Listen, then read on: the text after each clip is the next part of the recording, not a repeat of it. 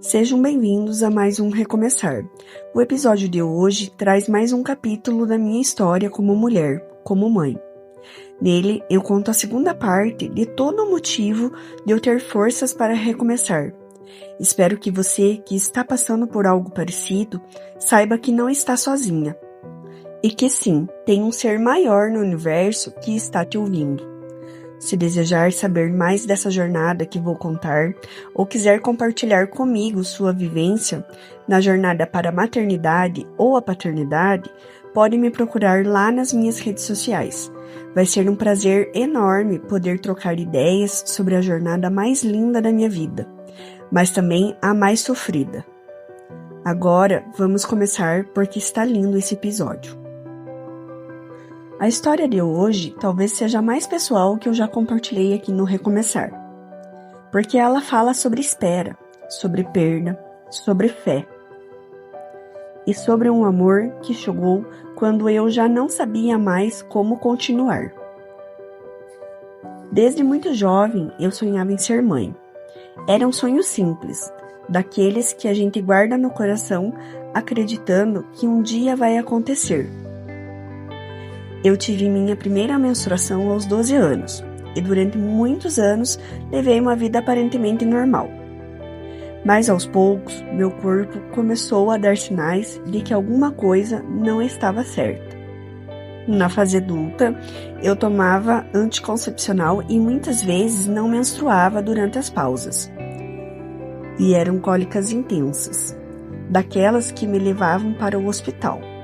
Vieram infecções urinárias frequentes, períodos longos sem menstruar, e por muito tempo ninguém conseguiu entender o que estava acontecendo.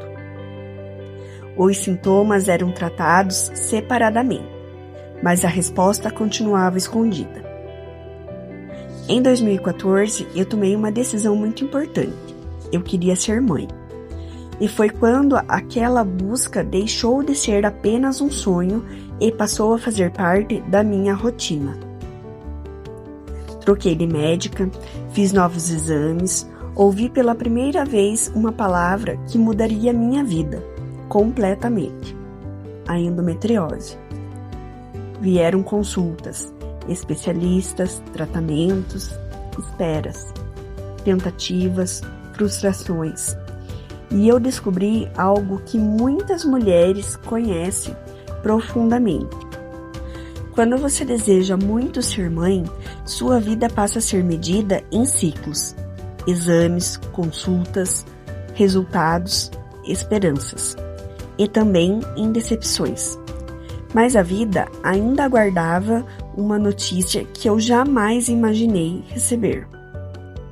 Um dia, durante uma consulta, o médico pediu um exame chamado antimuleriano.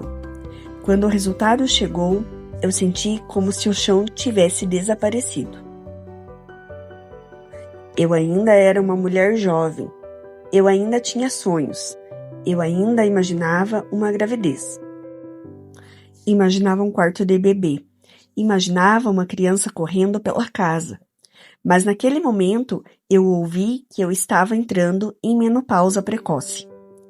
Eu não estava preparada para escutar aquilo. Os exames mostravam apenas 2 ou 3 folículos. O meu corpo estava encerrando uma fase antes do tempo. Eu saí daquela consulta sem saber exatamente como seguir em frente. Mesmo assim, eu continuei. Tentei fertilização in vitro, passei por medicações, procedimentos, expectativas, mas os resultados continuavam sendo dolorosos. A cada tentativa frustrada, eu precisava encontrar forças para recomeçar, e nem sempre eu encontrava. Foi nessa época que a adoção entrou oficialmente na minha vida. Em 2016, começamos o processo de habilitação, e eu me lembro de uma coisa muito importante. Eu nunca enxerguei a adoção como um plano B. Nunca. Ela não era uma segunda opção. Era outro caminho para o mesmo amor. Enquanto eu seguia tentando engravidar, os documentos da adoção também caminhavam. E então veio a espera. Quem já passou por um processo de adoção sabe que existe uma espera diferente. Você não sabe quem está chegando, não sabe quando, não sabe como será o encontro, mas de alguma forma você começa a amar alguém que ainda não conhece. Os anos passaram e eu continuei tentando, continuei acreditando, sonhando. Até que em 2021 veio mais uma tentativa. Dessa vez, através da ovodoação. Foi uma decisão difícil. Durante muito tempo, eu não conseguia aceitar essa possibilidade. Mas naquele momento, ela fazia sentido para mim, e eu segui. Mais uma vez, mais uma tentativa, mais uma esperança. Mais uma vez acreditando que talvez desse certo. Em julho de 2021 veio o resultado, 4 embriões. Durante dias eu alimentei a esperança. Durante dias imaginei que finalmente a vida estava me entregando aquilo que eu buscava há tantos anos. Mas nenhum deles era compatível com a vida. Nenhum. Às vezes, as pessoas perguntam se existe luto sem funeral. Existe. E naquele dia eu vivi um deles, porque eu estava me despedindo de algo que sequer chegou a existir. Eu não sabia mais quanto de mim ainda restava.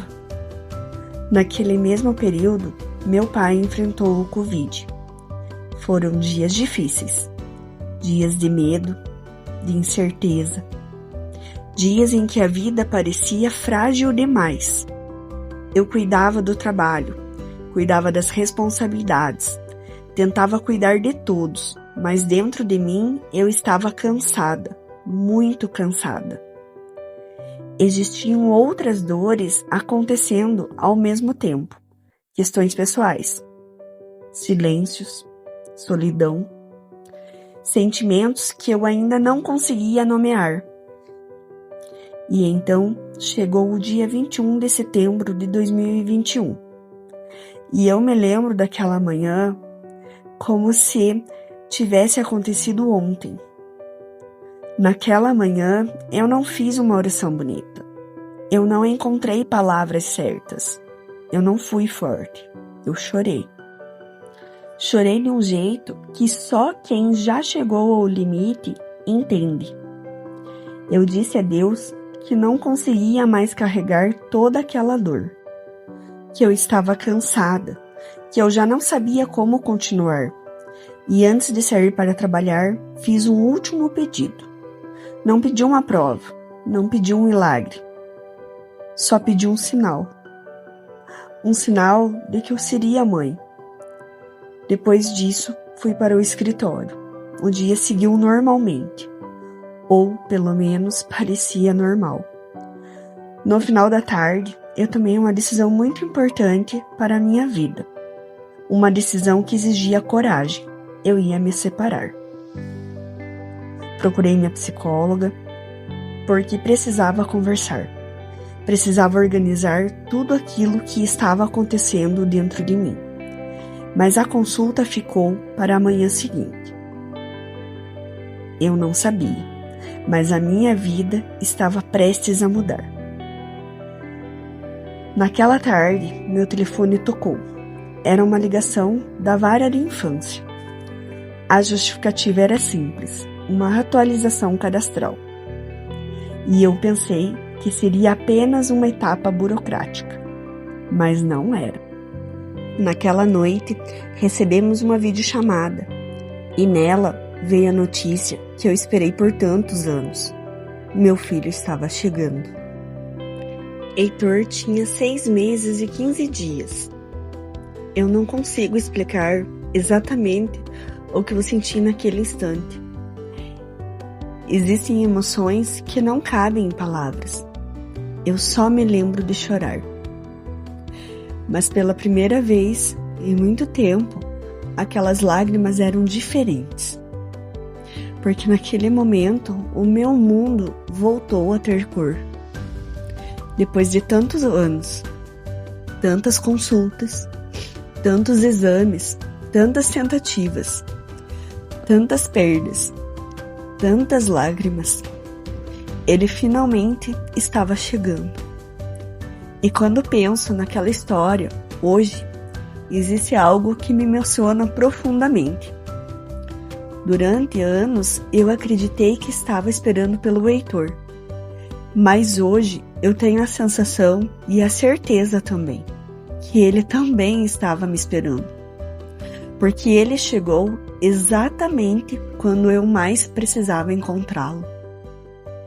Quando eu estava quebrada, quando eu estava cansada, quando eu já não sabia mais como seguir. Ele chegou trazendo sentido para uma vida que havia passado anos convivendo com a espera.